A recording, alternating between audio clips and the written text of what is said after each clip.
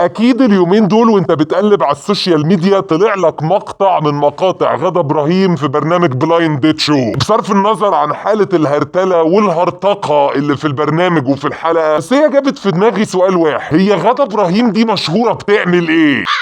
هي بتقول انها بتمثل، بس انا ما شفتلهاش غير مشهد ربع دور في فيلم بونو بونو مع نادية الجندي، ومشهد تاني ضيف شرف في فيلم فاصل من اللحظات اللذيذة. مش معقولة تكون مشهورة وبتطلع ترند وبيجيبوها في برامج عشان دورين ما قالتش فيهم 3 جمل على بعض. ما عملت سيرش لقيتها حارتة في كمية مسلسلات، بس المسلسلات دي غريبة، تحسها مش حقيقة، AI اسمائها غريبة، لا يمكن تبقى حاجات حقيقية. مسلسل اجري اجري اجري، ايه ده؟ ومسلسل عوضين وامبراطورية عين، مسلسل الانفل، مسلسل مخاوي الديب تحسها اخت فريد الديب، مسلسل نار وطين. ما شاء الله يا غادة، مفيش ولا مسلسل البوستر بتاعه انت طالعه فيه. وهسأل نفس السؤال: هي غادة ابراهيم مشهورة ليه؟ انا كاريزماتيك. قلنا هنعمل حلقة في حب الفنان، لا فنانة ايه، هي دي فنانة، في حب المهرجة غادة ابراهيم.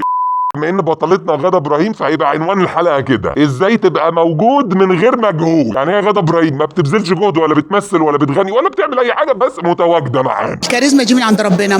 ايه دي بقى؟ فانا احب احييها على الابتكار اللي هي ابتكرته ده، واحب برضه احييها على روح المثابره، لان يعني الف مبروك، هي في 1 نوفمبر اللي فات تمت 53 سنه، ومع ذلك لسه عندها امل انها تروح بلايند ديت شو. برافو غادة. طيب هي حلقه النهارده هتبقى حلقه عبثيه، لان البطلة بتاعتنا عبثية، مش هتبقى بالترتيب، وهنقف عند اهم محطات ايه، ما هو برضو مش لايقة محطات فنية مع غادة ابراهيم. احنا هنقف عند اهم الكوميكس اللي شهرت غادة ابراهيم. طلعت البطايه، انا اطبخ بالليل غير فراخ بلد. بتقولي ايه يا وليه انت؟ اعمل حته كبده بتوم. انا استفدت ايه؟ والله باكل كل حاجه.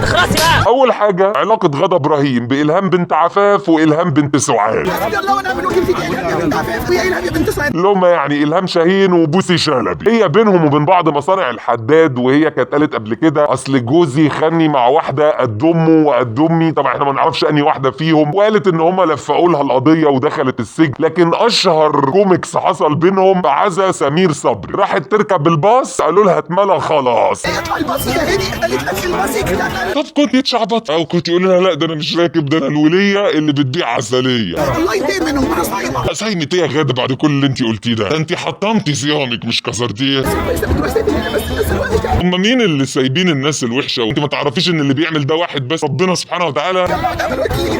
بس اللي عندي طارق. طب وهو طارق هيعمل ايه؟ هو طارق شخصيا ممكن هو واقف يتشفط من وسطيك. والله ما يتصيام. صيام ايه يا غاده بعد كل اللي انت بتعمليه وبتقوليه ده؟ انا الفنانين هيركبوا الباص وانا اسكندرانيه اصلا. يا اختي واحنا جايين عشان نتقدم لك، مالنا اسكندرانيه ولا مش اسكندرانيه؟ اول ما جيت قربت راحت قال الباص اكتمل خلاص ومفيش حد عايز. طيب كنت قولي لها: انا هقعد على حجرك يا طن، ما انت برضه من دور بنتها البكريه.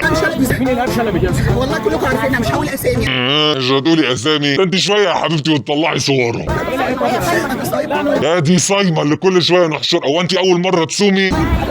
مدام صايمه ابراهيم.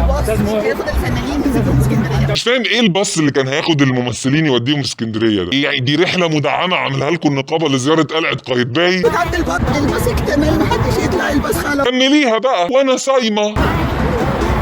طلع بقى توقف ميكروباص يوديها رمسيس، ومن هناك تركب اسكندريه بوابات وتحصل. مسكم كايرو. بما ان بطلة الحلقه النهارده غادة ابراهيم، لازم تبقى فيه افيهات ونكت. تعالوا اسمعكم اخر نكته: غادة ابراهيم شبه منى زكي طبق الاصل. يعني نص الوش كده منى تشبهني. والله يا غادة انا نفسي يبقى عندي ربع الثقة في النفس اللي عندي. لا بجد والله العظيم انت عسل. والله انت عسل. مش ممكن شلال الافيهات اللي انت عمالة ترميه على نفسك. يخرب بيت كده والله، فكرتينا بزكية زكريا. مرة جاية من السفر في اعلان لمنى فمصورة كده نص الوش. اختي جت غادة مبروك الاعلان حلوة. هي اختك في الطبيعي بتلبس نظارة؟ يعني انا مش هسألك ازاي هي اتلخبطت بينك وبين منى زكي، لان انا كل كلامك باخده كلام عبثي، يعني ده هزار مش اكتر. لكن لفت نظري ان انت بتقولي كنت مسافرة وراجعة. معلش بس هو انت بتسافري ازاي؟ بمعنى اوضح انت بتجيبي فلوس السفر منين؟ انت في حياتك كلها متهيألي طلعت 4 اوردرات شغل بس. يمكن بقى الاشاعه اللي قالوها بتاعت الفيسبوك دي صح، ان اي حد بوستاته هتاخد ها كتير هتخش له دخل. انت احلى ولا نانسي عجرم؟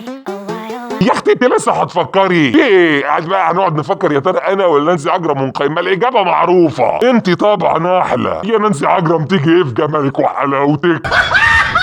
بما اننا بنتكلم عن غادة ابراهيم يبقى لازم نذكر الجمله الايقونيه اللي هي اطلقتها على نفسها. البيت لفتوا نظري ليها، انا كاريزماتيك. لا يمكن هم اهلك قصدهم اوتوماتيك، يعني بتعرفي تعملي كل حاجه بس انت فهمتي الكلمه غلط. بس معلش بس يا غادة، انا في نقطه برضو عايزك توضحها. يعني ايه لفتوا نظر؟ يعني ازاي؟ ايه مثلا وانت ماشيه في الطرق قالوا لك اوعي اوعي يا غادة في اكياس كاريزما بتقع منك، فعرفتي كده انك كاريزماتيك؟ يعني المشهد مش راكب في دماغي. والكاريزما دي من عند ربنا. طب راجعي بقى علاقتك بربنا سبحانه وتعالى. ملاش دعوه بقى لا بنجوميه ولا بفلوس ولا بتاريخ ولا باعمال.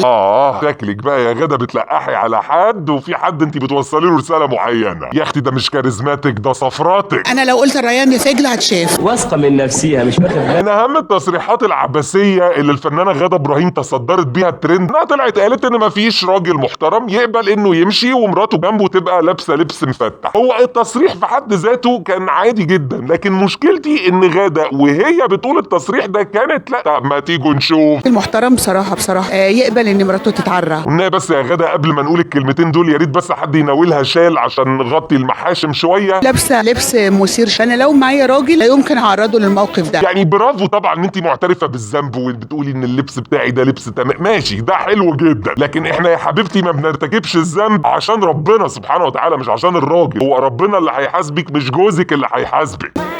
راجل ايه انت واكله ملوحه ولا ايه؟ كل شويه توقفي وتعملي كده. ايه عايزه تبولقي؟ بولقي وخلصي. كل الراعي مسؤول عن رعيته. ايوه يا غاده، ما هو فعلا كل واحد مسؤول عن مراته، بس كل واحده برضو مسؤوله عن اشيائها. الله، عموما انا مش هجادلك كتير ومش هركز معاكي كتير، لان انا تصريحات غاده ابراهيم باخدها من المنطلق ده.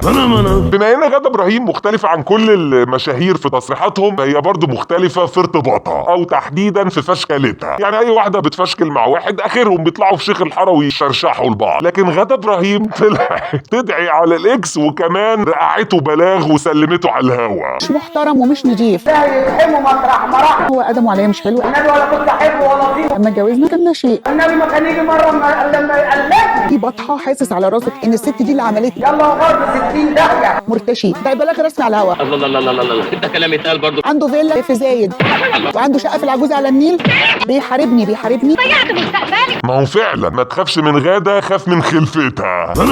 وبما ان احنا بنتكلم عن غادة ابراهيم فهي برضو الست دي تاريخ في التصريحات العبثية. فمن زمان بقى من ايام باسم يوسف هي طلعت قالت ساعة الاحداث واللي بيحصل في البلد وقتها ان انا لبست فستان موف غامق عشان الاحداث. وعلى فكرة عامله موف غامق مخصوص علشان الاحداث.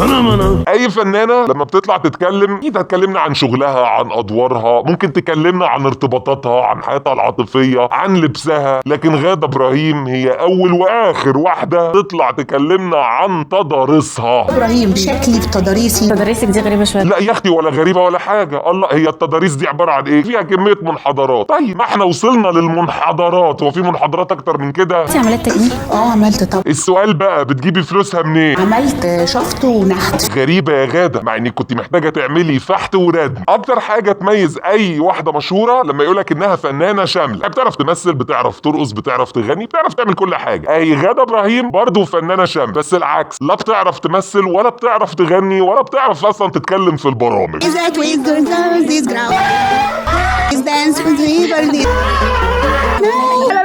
مستحيل الصوت. يعني انا اسف طبعا ان انا نزلت عليكم بالاغاني على طول، كان المفروض احذركم في الاول انا فاهم، عشان يعني قبل ما هي تغني نشغل الشفاط ولا حاجه. وبما ان مؤخرا هي عملت برنامج بلايند ديت شو، استغفر الله العظيم، يعني البرنامج ده بقى لوحده فيه كنز من التصريحات العبثيه. بس انا هتوقف عند تصريح عندها قالته يعني مش واخد حقه اليومين دول. هي كانت بتسال الراجل اللي طالع معاها انت بتحب المرايات في اوضه النوم؟ قال لها بتقول له بتحب المرايات بقى فين؟ بتحبها في السقف، وضحكت. فهو طبعا ما فهمش، قال لها سقف ايه؟ ده معناه ان هو على الله حكايته. لكن انا فاهمك يا غاده، اصل يا اختي المرايات اللي في السقف دي بتستخدم عشان نشوف نفسنا واحنا ده انت شكلك مطبقه على مقاطع هدير. احنا كده قلنا كام تصريح ليها؟ 9 تصريحات. طيب حلوين قوي عليها، كفايه. التصريح بقى رقم 10 للفنانه غاده ابراهيم هسيب لكم انتوا بقى تكتبوا لنا في الكومنتات، لان هي بصراحه كميه تصريحات عبثيه، فانتوا ممكن تبقوا شفتوا حاجات احنا ما شفناهاش. يلا كلنا نشارك في حب الفنان، لا في حب، في عبث الحلقه بتاعت النهارده، ونكتب في الكومنتات مظاهره عبث.